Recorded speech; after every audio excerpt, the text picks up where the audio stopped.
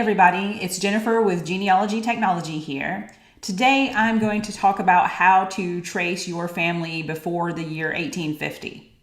All right, so why before 1850? That seems kind of arbitrary. Well, if you're new to genealogy, or even if you've been doing this for a while, 1850 was the first year that the census, which happens every year, they're supposedly counting every person in the United States.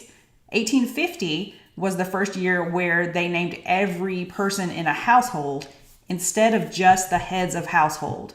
So let's look at an example of this. Here's an 1840 census.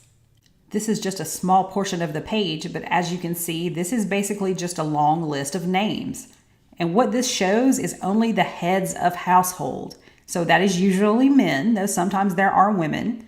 And the little numbers to the right of the names, what they show is the other people in the family, but they don't tell their names. They only tell their ages and their sexes. So you know that there are daughters and sons, maybe a wife, or maybe mother and father live with the family, but it doesn't tell you the names of the people who are living in the household. And that's really a shame because that would be very, very handy to have.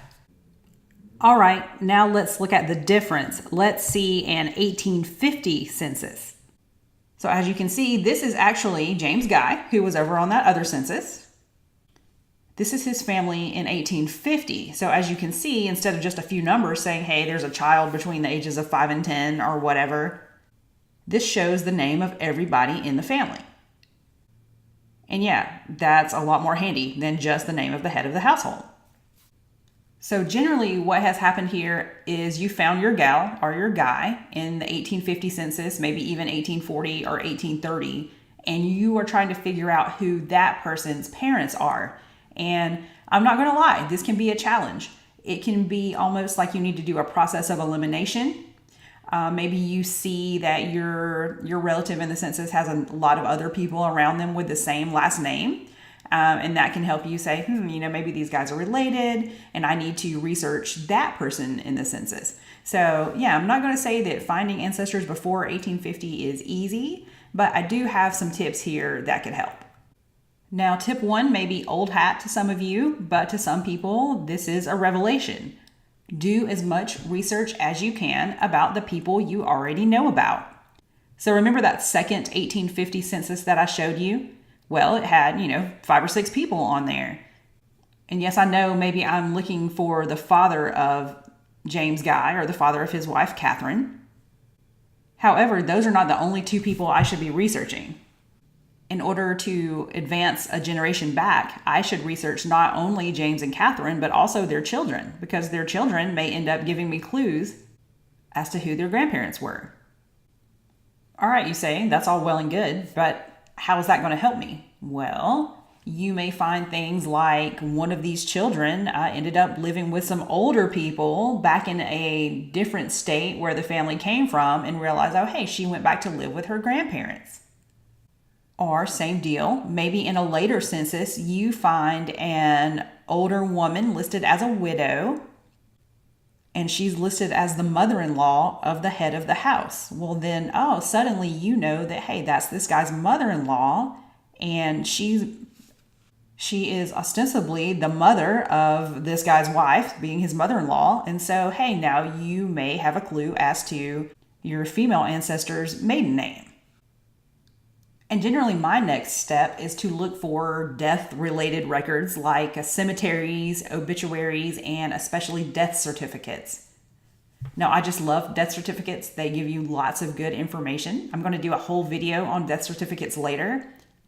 Say this James Guy, I'm looking for his father, and say he ends up living until the early 1900s when his state started issuing death certificates.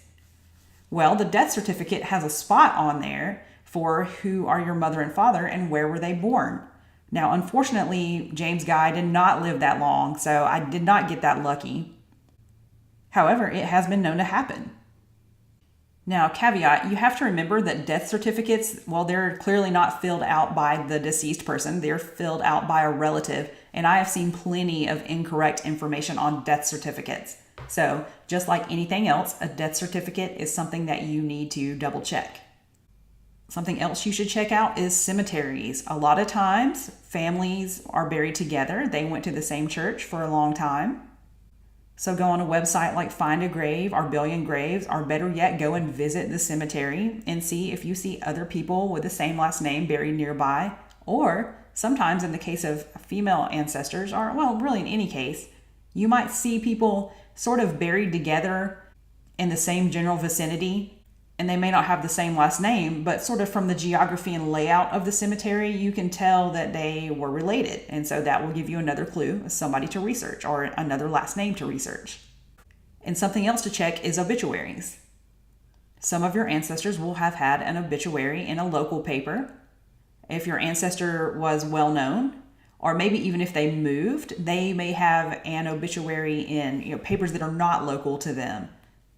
So maybe they moved from South Carolina to Arkansas and they still have an obituary in their hometown South Carolina paper, just because people in South Carolina would want to know when their relative has passed away. Once again, like death certificates, obituaries can be incorrect because, of course, they were written by the living. For example, I have one ancestor who had 2 obituaries in 2 different papers. One was from the Masons, and that one said he was born in Gwinnett County, Georgia.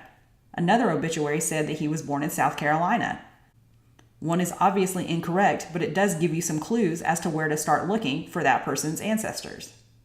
Now, I mentioned that your family may all be buried together. Maybe they went to the same church, and that brings me to the next way to find pre-1850 ancestors, and that's church records. Many churches have been around for just a long, long time. One of the churches my family went to here in Georgia was consecrated back in 1832. And luckily, they have minutes from that far back. So you might find people's names. You might find where people joined the church, where people left the church. You may find marriages and things like that. And you may even find funny things like where people were scolded by the church for drinking or for not paying a debt and things like that. Church records can be really, really fun. And what I was talking about just now, those were church minutes of things like Baptist churches and places like that, because that's kind of what I have to deal with in my own ancestry.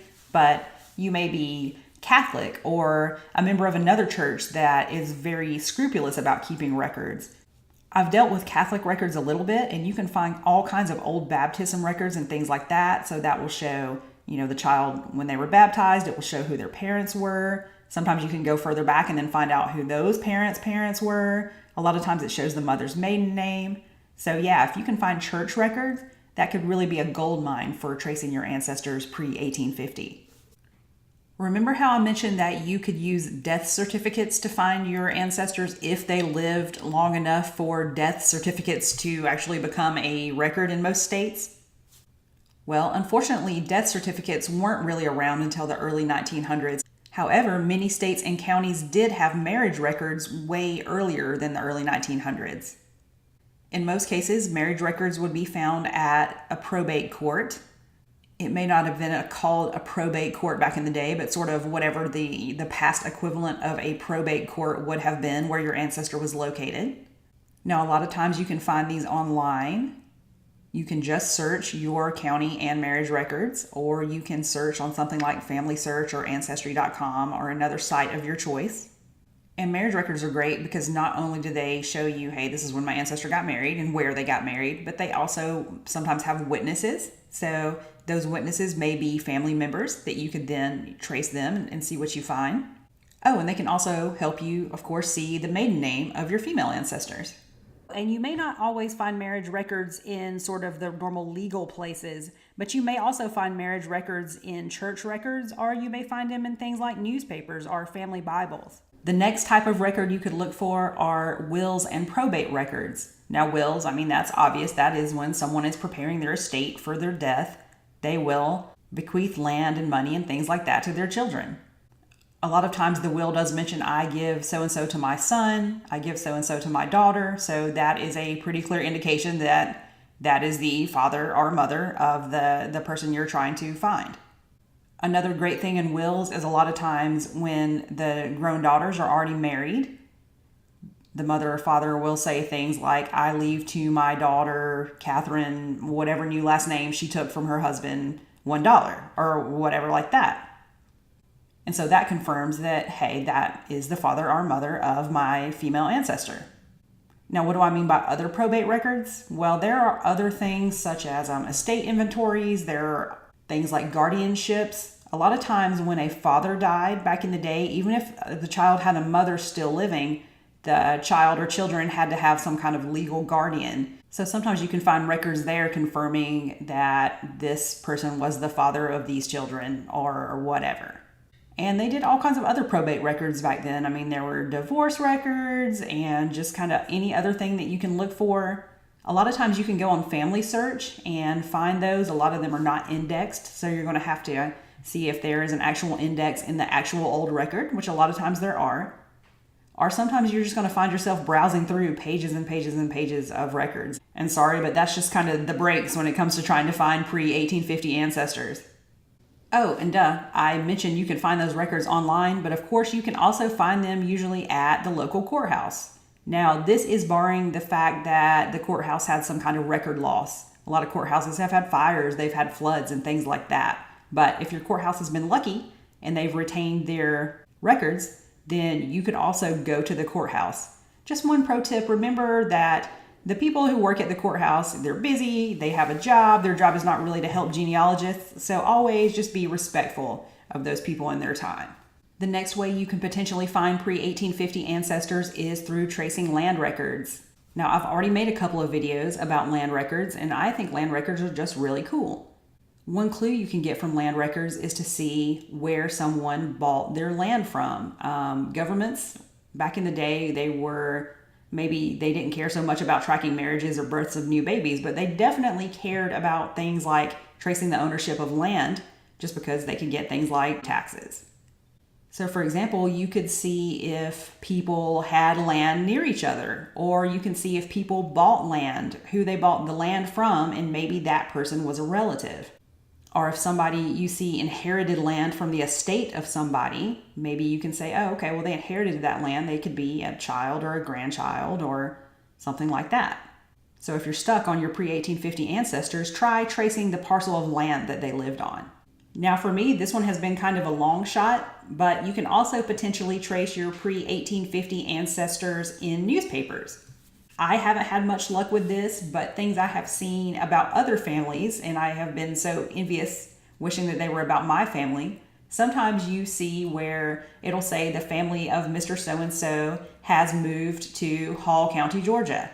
Or sometimes you will see just a really well-written obituary that talks about this was so-and-so's father and grandfather, and just a really sort of, wonderful biography written of somebody in the newspaper. All right, so I hope those tips give you some starting spots to trace your pre-1850 ancestors. Now, I know I covered a lot of information and I did not go very in-depth on some of those, just because this video was risking becoming really, really long. So what I did was I put together a cheat sheet with more details about each one of those tips, including some links where you can go to get started researching. And I will put a link to that in the notes for this video. All you need to do is then enter your email address and I will immediately send you that cheat sheet. Otherwise, thank you very much for watching my channel. I hope you'll check out some other videos, and if you like my channel and want more, please hit subscribe. This has been Jennifer with Genealogy Technology. Thanks so much.